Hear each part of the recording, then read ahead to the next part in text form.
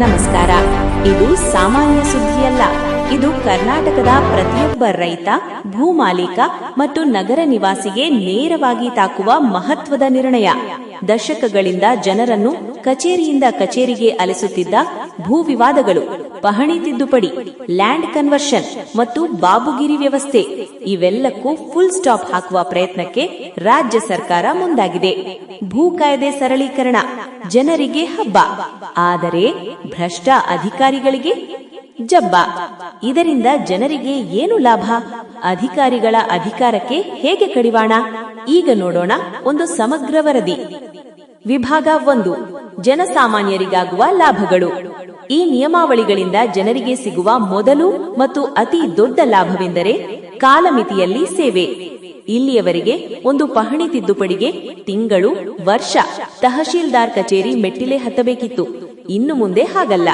ಡಿಜಿಟಲೀಕರಣದ ಮೂಲಕ ದಾಖಲೆಗಳು ಸ್ವಯಂಚಾಲಿತವಾಗಿ ಅಪ್ಡೇಟ್ ಆಗಲಿವೆ.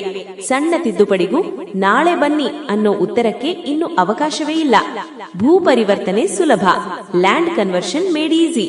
ಕೃಷಿ ಭೂಮಿಯನ್ನು ಕೃಷಿಯೇತರ ಉದ್ದೇಶಕ್ಕೆ ಬಳಸಲು ಹಿಂದೆ ಇದ್ದದ್ದು ಅಸಂಖ್ಯಾತ ಫೈಲ್ಗಳು, ಲಂಚದ ಮಾತುಕತೆಗಳು, ವರ್ಷಗಟ್ಟಲೆ ವಿಳಂಬ. ಇದೀಗ ಅಫಿಡವಿಟ್ ಆಧಾರಿತ ಭೂ ಪರಿವರ್ತನೆಗೆ ಒತ್ತು.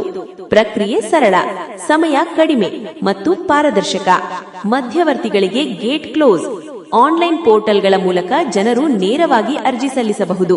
ಕಚೇರಿ ಮುಂದೆ ನಿಂತಿರುವ ದಳ್ಳಾಳಿ, ಬ್ರೋಕರ್, ಮಧ್ಯವರ್ತಿಗಳಿಗೆ ಇನ್ನೂ ಕೆಲಸವಿಲ್ಲ.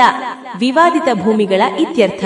ಸೆಕ್ಷನ್ 79A, ಸೆಕ್ಷನ್ 79B ಹಾಗೂ ಇತರ ಗೊಂದಲಕಾರಿ ನಿಯಮಗಳ ಸಡಿಲಿಕೆ ಮೂಲಕ ಭೂ ಖರೀದಿ, ಮಾರಾಟದಲ್ಲಿದ್ದ ಭಯ, ಅನುಮಾನ, ಗೊಂದಲ ಬಹುತೇಕ ನಿವಾರಣೆಯಾಗಲಿದೆ. ವಿಭಾಗ 2, ಅಧಿಕಾರಿಗಳಿಗೆ ಕೊಕ್ಕೆ. ಜನರಿಗೆ ಸಿಹಿಯಾದರೆ ಫೈಲ್ಗಳನ್ನು ವರ್ಷಗಟ್ಟಲೆ ಕೂರಿಸಿಕೊಳ್ಳುತ್ತಿದ್ದ ಕೆಲವು ಅಧಿಕಾರಿಗಳಿಗೆ ಇದು ಕಹಿ ಸುದ್ದಿ. ಏಕೆಂದರೆ ಈ ಕಾಯ್ದೆ ಡಿಸ್ಕ್ರಿಷನರಿ ಅಧಿಕಾರಕ್ಕೆ ನೇರ ಹೊಡೆತ. ಹೊಣೆಗಾರಿಕೆ: ನಿಗದಿತ ಅವಧಿಯಲ್ಲಿ ಕೆಲಸ ಆಗಲಿಲ್ಲ ಅಂದರೆ ದಂಡ, ಶಿಸ್ತು ಕ್ರಮ, ನೇರ ಜವಾಬ್ದಾರಿ. ಫೈಲ್ ಇದೆ ಸರ್ ಅನ್ನೋ ನೆಪಕ್ಕೆ ಇನ್ನು ಮೌಲ್ಯವಿಲ್ಲ. ಅಧಿಕಾರದ ವಿಕೇಂದ್ರೀಕರಣ.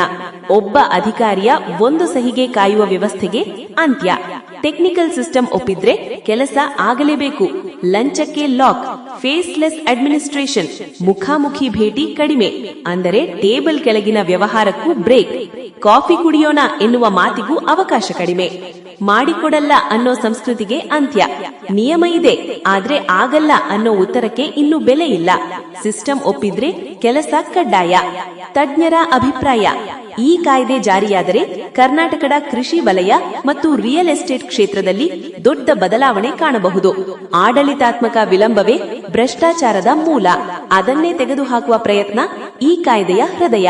ಸಮಾರೋಪ: ಒಟ್ಟಿನಲ್ಲಿ ಇದು ಜನಸ್ನೇಹಿ ಆಡಳಿತದತ್ತ ದೊಡ್ಡ ಹೆಜ್ಜೆ.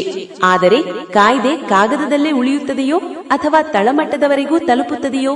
ಅಲೆದಾಟ ತಪ್ಪಿದ್ರೆ ಸಾಕು ಅನ್ನೋದೇ ಇಂದು ಪ್ರತಿಯೊಬ್ಬ ಕನ್ನಡಿಗನ ಆಶಯ. ಇದು ಜನರಿಗೆ ಹಬ್ಬವಾಗುತ್ತದೆಯೋ ಅಥವಾ ಕಡತಗಳಲ್ಲೇ ಸೀಮಿತವಾಗುತ್ತದೆಯೋ ಕಾದು ನೋಡಬೇಕಾಗಿದೆ.